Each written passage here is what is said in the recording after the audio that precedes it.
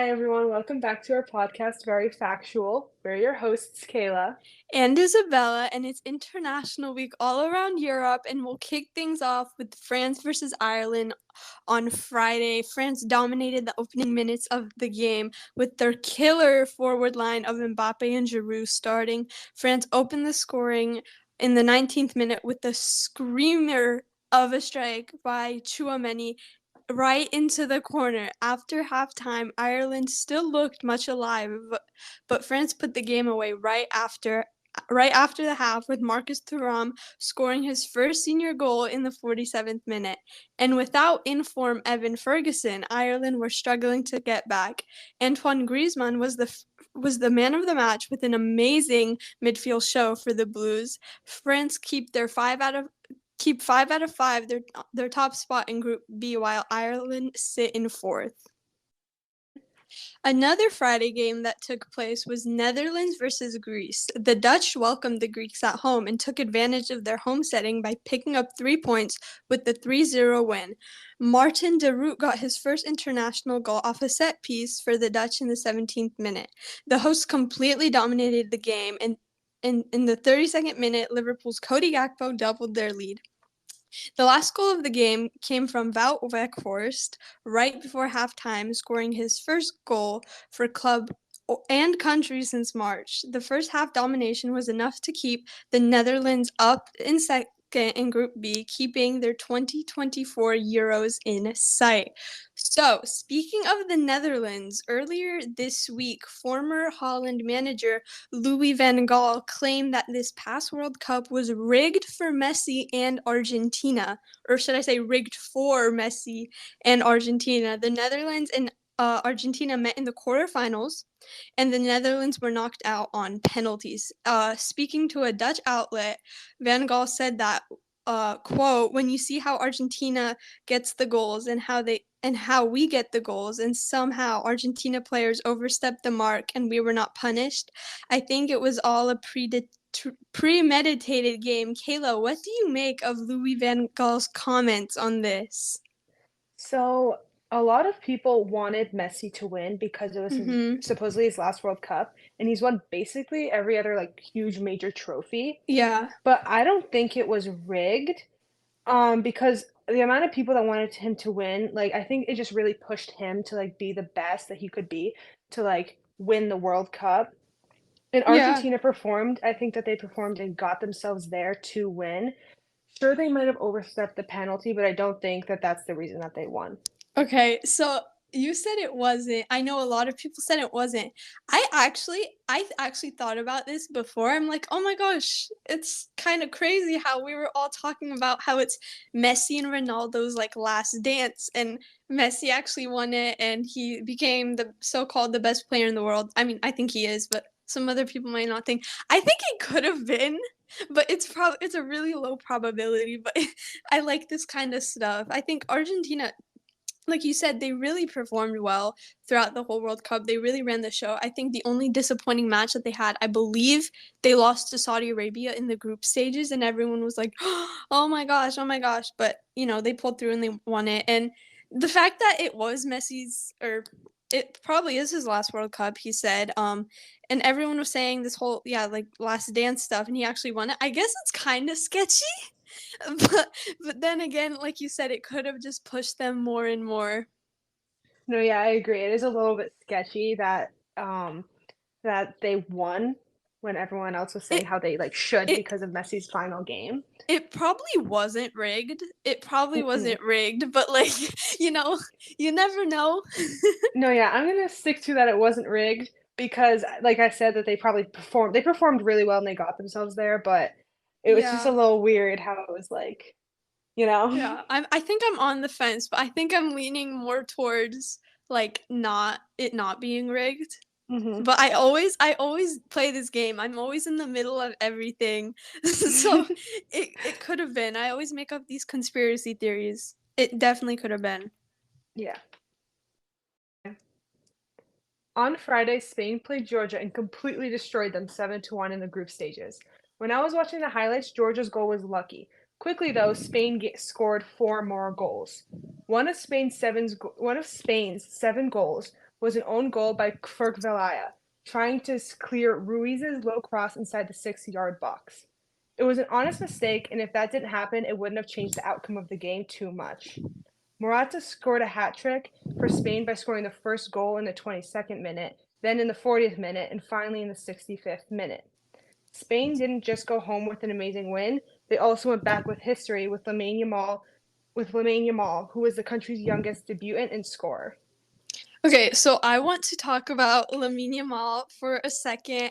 Okay, 16 years old and 57 days old. Like, he is only 2 months older than me, and he has accomplished more than I will ever. He broke into the Barcelona first team. I think he could be a starter definitely for them because Rafinha he is coming back from a suspension, and now Lamine Yamal is scoring I'm sorry, he's playing for his country. He scored on his debut. He's so good at this age, and just like imagine how much he has ahead of him. His Exactly. career is not ending anytime soon. No, you said he's only 16. He's just 2 months older than you. Like, it's crazy how much he's accomplished at such a young I age. know he looks so consistent. Like every single game he's played for Barcelona, and now Spain. Like he consistently has that edge to him. He's fast. He cuts through his opponents. He has like this really attacking mindset, and his finishing is what makes him stand out. Like we saw from his debut goal, which was absolutely beautiful. Like that looks like an experienced player would take that goal. It was amazing. Okay. So I just want to touch upon the statistics of the Spain game. I did fully expect them to win, and Georgia didn't meet my full expectations at all. They were really pushing at the start, but at some point they gave up. Just looking at the stats of the game, you can see that Spain had 33 shots, with 12 of them being on target, while Georgia had only 5 shots, with 2 of them on target. 33 to 5 is a crazy ratio. I think. Are you done? I'm sorry, I like cut you Yeah, off. yeah, you can go. So I think it's obviously, especially in like these Euro qualifying like group stage rounds, you're gonna play teams that are very like small. And I don't mean that like against the players in any way, but they're just not as good as these bigger nations. Like I Hmm. remember England played San Marino for one of their qualifying matches a couple maybe like a year ago now, and they won like 13-0. Yep. So I think that's obviously why. I think Georgia, they did get one goal. You have to give them that. They did, they did. And but the goals that they did let in, I saw the highlights as well. The goalkeeper was very frustrated. Yeah. So I think obviously since Spain is a bigger, more experienced nation, these smaller nations, they don't stand a chance. No. And Isabel, I know that you and I said that possession isn't key to winning a game, and it's Yeah. not, but it sure does help. Like Spain had 71.3% possession throughout the entire game. They definitely deserved the win, but like you said, it was a smaller team that they played against, so 7-1 in the overall game score kind of makes sense. Yeah, definitely. Okay, so quickly, the last Friday game was Slovakia taking on Portugal. Portugal remain top of their group with a narrow 0-1 win against Slovakia. Right before halftime, Bruno Fernandes made a wonderful solo effort goal that ended in a tight angled finish. Few chances came in the game, with Slovakia providing a challenge for the Portuguese. Okay. On Saturday, England played Ukraine and they ended up tying 1-1. This game was very slow paced at first and kept a relatively slow pace throughout the whole game, but the action did kind of pick up once Ukraine scored the first goal. Soon later, Kyle Walker tied up the game. Soon later, Kyle Walker tied up the game. Looking at the stats of the game, you could see England did do better performing. However, the outcome was still a draw. Some people can argue that England didn't perform their best because Jack Grealish and Trent Alexander-Arnold withdrew from the England squad. And I don't think that we can pin it on just 2 players for England tying the game because you can't just pin it on 2 players. It's a team effort. Yeah, can I say something real quick? Hmm. So, they did not click in this game at all. And I think it was very clear that they Yeah. didn't. And like you said, you can't blame it on Jack Grealish and Trent. I mean, Trent never really started for England because Southgate doesn't really rate him that much. Jack Grealish is pivotal for them, but England have been on this kind of like shaky kind of form whenever they're together now. Yep. And I was looking at the lineup, and I do not know why Southgate started Harry Maguire. He hasn't played like at all recently for Manchester United, and you're supposed to start like performers that are performing. Like, Definitely. Like, sorry. no, you can go. So I I am like a very firm believer like if you do not play for your club constantly and or consistently, you cannot represent your country cuz you're being selected on your form for your club and Southgate Hmm. is obviously not doing that. Like he brought Harry Maguire in. He brought Jordan Henderson in, which I mean Jordan Henderson is playing in Saudi Arabia, but like you're not doing Yeah, anything down there. And then he brought Calvin Phillips. I am yeah. so sick of him bringing him in.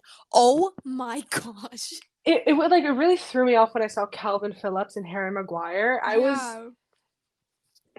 and It's Southgate used to make really good decisions for the England squad. yes, like Like, Euros. yeah, he still does make some smart ones, but I feel like he's slowly going downhill as a coach. He more like he has players that he leaned towards, like He Harry definitely Maguire, like Calvin Phillips. yep, he definitely picks favorites. Oh And yeah. England themselves are actually wanting to replace Southgate with the one Hmm. and only Pep Guardiola.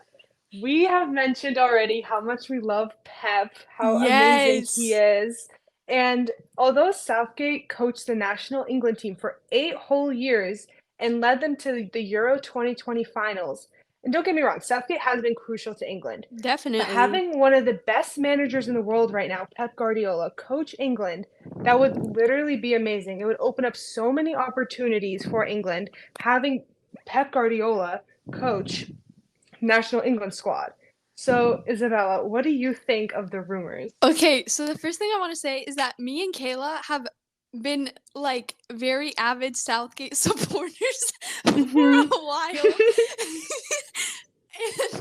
And we absolutely backed Southgate, but now I think it's time for him to go. I think obviously what he's doing is not really working as it did in the 2021 Euros, technically. Um, Pep Guardiola at England would obviously be a dream come true. Probably the best manager in the world right now at your country. I mean, Hmm. coaching your country would be amazing, but I don't think this is gonna happen. Pep looks very committed to City. He's in contract until 2025, and he looks more of like a club manager rather than a country manager. I think Pep is more of kind of like that because when you coach a country, you're not with the players every single day. You're Hmm. you're kind of there's different camps and stuff every couple of months, and I think Pep kind of likes that more kind of consistent role. Unless something really sways his decision, I don't think he'll go. I know Eddie Howe was also linked, but I think it's the same thing with Pep. He looks very committed to Newcastle as well. Yeah, I don't think that he's going to go for this Euro at all. But like you said, his contract ends in what, 2025? Yeah, Yeah, so I read that maybe he might sway a little bit more towards the England squad once his contract ends. But honestly, I'm not quite too sure because you brought up the fact that he likes to be consistent with his players. But I would absolutely love to see him in England because I know that he would open up a lot of it opportunities would for be a them. dream like come true, but I think they're obviously maybe dreaming too big. Yeah. Okay. Speaking of England and their players, Sancho responded to something that was completely untrue. Manchester United coach Erik ten Hag says he didn't start Sancho against Arsenal because of his recent form and training. Ten Hag believes that you have to reach the level every day, and Sancho wasn't selected because Ten Hag just believes he doesn't do that. However, Sancho quickly responded to this, and I quote, I will not allow people saying things that is completely untrue. I have conducted myself in training very well this week. I believe there are other reasons for this matter. And that got me thinking, what are the other reasons? And Eric Ten Hag is a good manager, except to remain a good manager, you have to have healthy relationships with the players. And clearly, he doesn't have a great relationship with Jadon Sancho. And I can relate to this because I am a coach, and I know that if you don't have that relationship with a player, they won't listen to you and they won't respect you. And of course, Mhm. they won't perform well in training if you don't have that connection with your coach. Yeah, things are really heating up right now. I Mhm. think I did not expect this to come out. Like, okay, obviously, talking back to your manager and calling out your manager isn't like politically correct. It's not really respectful. No, But I am, this might be very controversial, but I am on Jane Sancho's side. Ten Hag lied. So obviously, when you lie, I think the person that Ten Hag lied about should have a chance to respond. Like, I okay, agree. Kayla, let's just say I made up something totally like untrue about you. Obviously, Yeah. you would want to clear that up. You're not just gonna let everyone believe that. I No, think everyone's saying Jane Sancho was being disrespectful. Um, because he hasn't performed since he came to United, 12 goals in 82 appearances. There was so much hype when he was coming here. I remember when he came, everyone thought he could save United. Da, da, da, da, da. He was very quite expensive. He was 73 million pounds, but you know, people say that since he hasn't performed, he does not have a like no one will back him because he hasn't performed. But he has the right to put out a statement. I agree.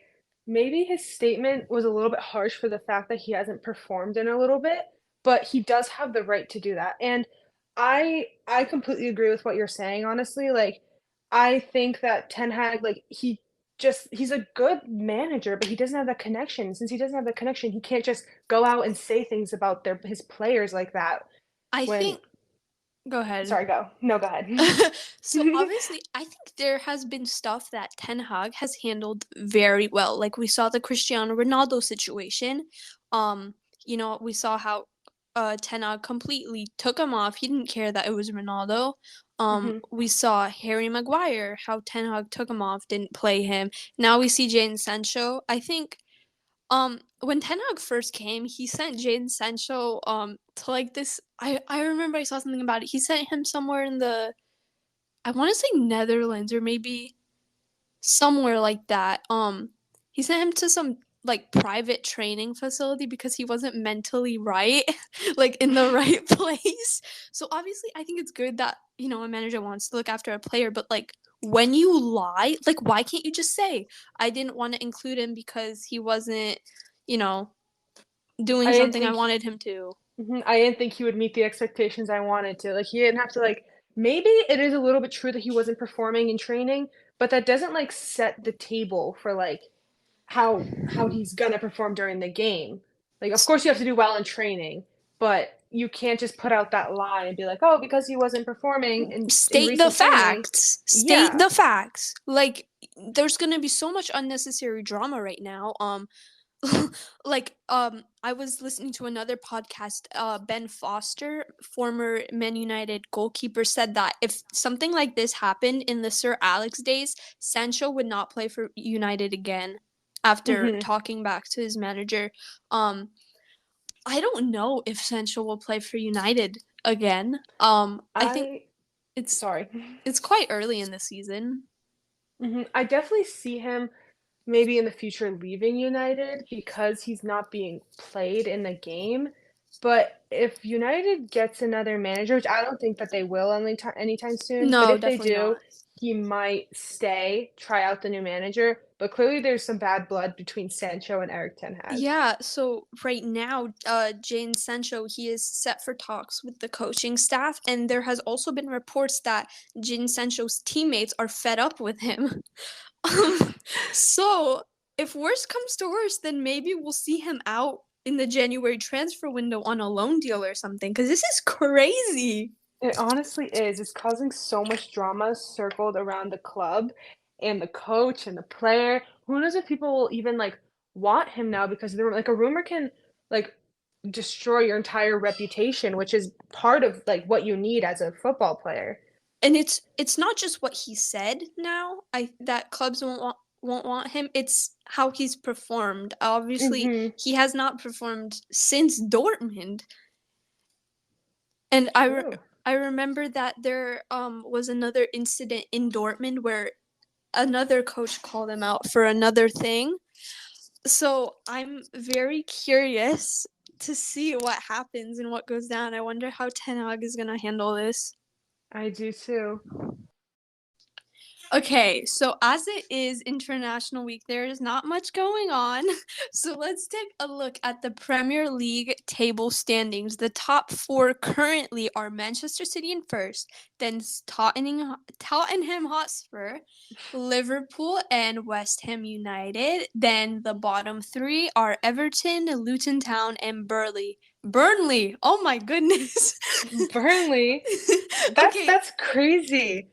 yeah, Kayla, what surprises you about this I table mean, right now? okay, so obviously Manchester United is first. That's no surprise to me and a lot United? of other United? people. United? Oh, Are I you meant sure Manchester United?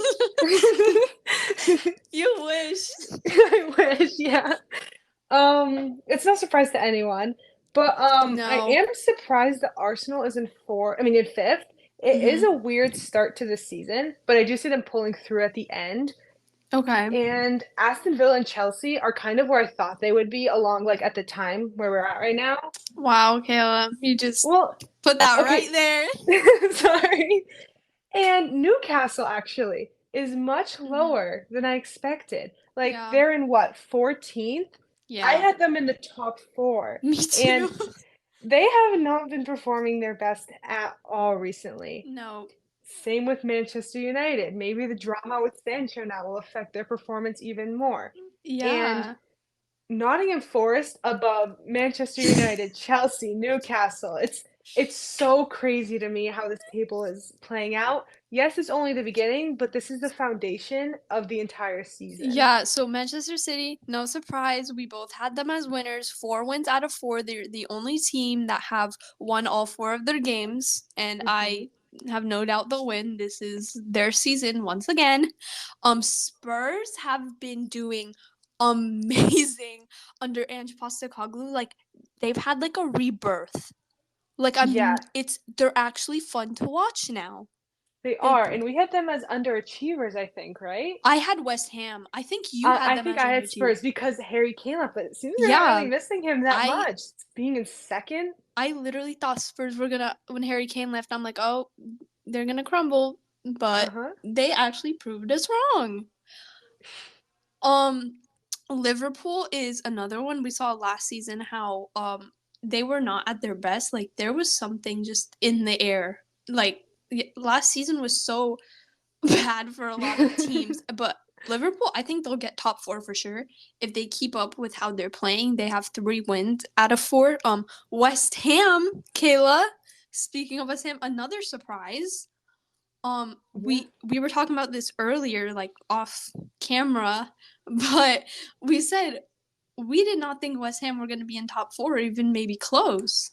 No, I thought that they would have like crumbled, been worse than last year even. Like it's just it threw me off when I was looking at the table seeing West Ham up there. And I Yeah. still can't get over Nottingham Forest in ninth. Like it's I think I had them like relegated or close to relegation. Maybe. I think I thought West Ham could have been relegated because of no Declan Rice, Hmm. but they've really rebuilt their midfield and they look amazing. Their next game is against Manchester City though, which that's a that's a tough one. I'm It just gonna really put it is. flat out. Yeah. I think we have Manchester United and Chelsea in 11th and 12th. Um, United have got 2 wins out of four and 2 losses. Chelsea have 1 win out of four, 2 losses and 1 draw, which the draw ended 1-1 against Yep. Liverpool. It's just sad. I just want to kind of touch on Chelsea. I think Yeah.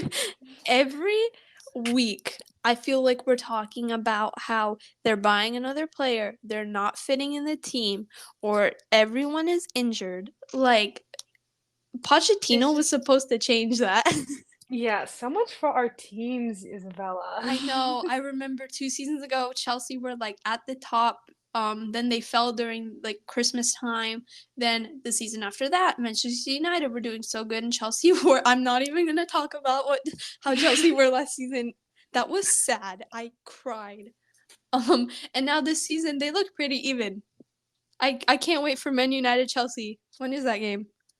I don't know. I think it's like later. Um, Yeah, yeah. Newcastle. Um, last season they Disappointed. yeah, last season they really overachieved. They have three losses and one win, and all their losses have been, you know, quite big ones. I mean, the biggest one was to Brighton, 3-1. That was Newcastle were not in that game. Obviously, you lose to Manchester City. Everyone's gonna lose to Manchester City, Yeah. and it was only 1-0, so it wasn't that bad. The Liverpool game they lost 2-1, which they could have won. I mean, I think it's I want to know what is going on there because Yeah. I had them. I think you had them top four. I think I had them right outside top four, maybe top four, something like Yeah. that. I had them and Manchester United in the third and fourth place, constantly switching. That's not going too well. That no, so far 4 games in, no. Chelsea aren't gonna get top four either. Maybe they won't even get top 10. Honestly, I was like not hating on, but I didn't think that Liverpool would be in the top four. But now looking at how they're playing, I see them like maybe in fourth at the end of the Okay, season. I'm just gonna pride myself here. I had Liverpool in second. I just want to say that to everyone. I did not have Spurs in my top four though. I didn't either. It's really unexpected to have them in second right now. And And like go ahead. I was gonna say, I keep on going back to like Nottingham Forest and like Newcastle, and it's No, so crazy. it's No crazy. I one's. think Brighton have been looking very good. I think they could win. I think they're in the what are they? Europa Conference League? I think they're no, are they Europa League? Oh crap, I forgot. Hold on. I'm gonna fact check this. Kayla, would you like to say anything else? Um, well, Sheffield, Bournemouth, Wolves, they're kind of in like close to relegation like I thought they would be. They're not much of a surprisement. No. Crystal Palace isn't seventh. I had I them a think little bit lower, just a that's little bit. I pretty had them in good. like, yeah, it's pretty good. I had them in like 10th or 11th, but I don't know, like it's not much of a surprise. Arsenal in Okay. fifth, like still Yeah. throwing me off. Okay, so Brighton is in the Europa League. I should have known that. I literally said that last podcast episode. I was talking about the group. They are in Europa League. I think Newcastle, if they keep up this form, they're not gonna do well in the Champions League because they have the group of death. Yeah. um, so I am just so excited to see how the season plays out because there have been some amazing games, some very entertaining matches so far. There definitely has. I feel like most matches against Man City, when it's like a team that you really want to see them, like Man City, I would want to see Man City and Liverpool. Like, Mm-hmm. that's just like a game that I know That's is going to be that's gonna be good. fun. That's gonna be very fun. Every single team tries to bring their best against City to, like, end their winning streak. Yeah, So, we'll see how um the season continues next week. Kayla, would you like to close us out? yeah, so thank you everyone for listening this week. Please join us again. Follow our Instagram and YouTube at Very Factual Podcast.